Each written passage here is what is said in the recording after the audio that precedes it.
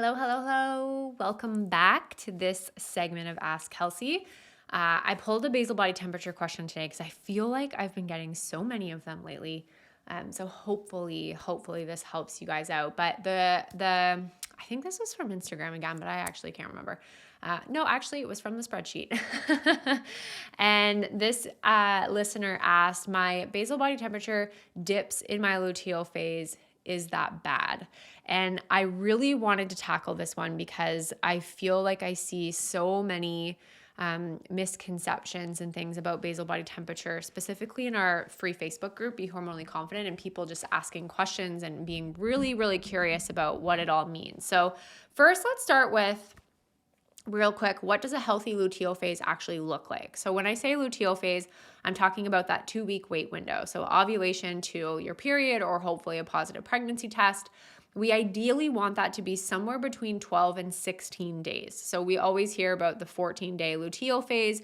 You might have a 15 or 16-day luteal phase. Perfect, awesome, that's great. You might have a 13-day luteal phase or a 12-day luteal phase, and that's also fine too.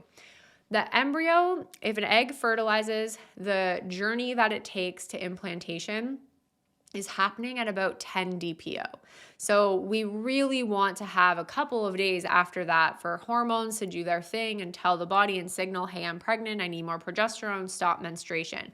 If you're only having a 9-10 day luteal phase, we need to have a conversation around that, okay? So a healthy luteal phase, 12 to 16 days, what we're seeing in your temperature chart is a degree of 0.5 to 1 degree shift, so a shift of 0.5 to 1 degrees from your follicular phase to your luteal phase. So after ovulation, the corpus luteum, the shell of the egg, it makes progesterone. Progesterone warms the body ever so slightly. You probably don't notice it on a day-to-day basis, but when we're using a BBT thermometer, we see that shift happen in the decimal point. So it's very minor. It doesn't need to be big, but 0.5 to 1 degree.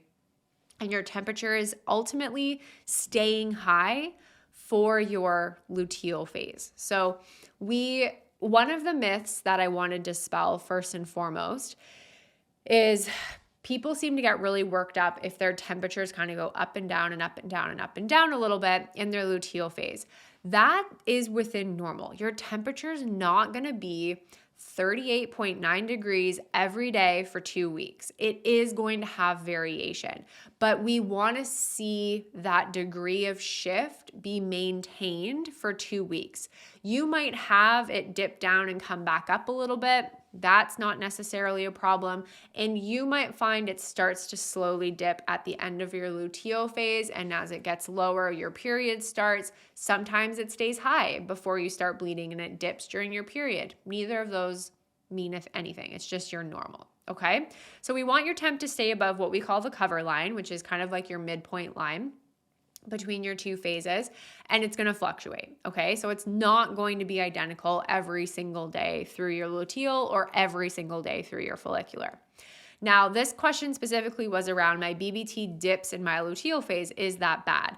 And there's this common, I don't want to say old wives' tale because that sounds rude, but there's this understanding or belief or concept out there that when your temperature dips down in your luteal phase and shoots back up, that's what we would call an implantation dip. And a lot of women are looking to see that in their luteal phase.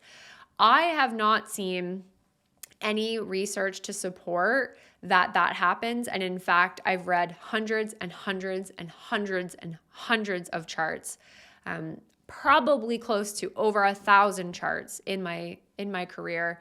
And the reality is I have not seen that be a consistent basis with pregnancy. Sure, it happens, but it's definitely not the norm.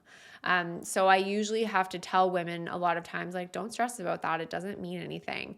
It is also not a bad thing if your temperature dips a bit, as long as it comes back up. Okay. So as long as it's coming back up and it's not staying down low for 4 or 5 days and then you're getting a bleed, that's a different conversation. But if we're having a 1 or 2 day dip down and shoot back up, we're fine with that. It does not mean good nor bad. Okay. Hopefully that helps. As always, if you have a question for Ask Kelsey, you can head over to call.kelseyduncan.com/askkelsey. The link's in the show notes for you as well. And I will see you back here next week.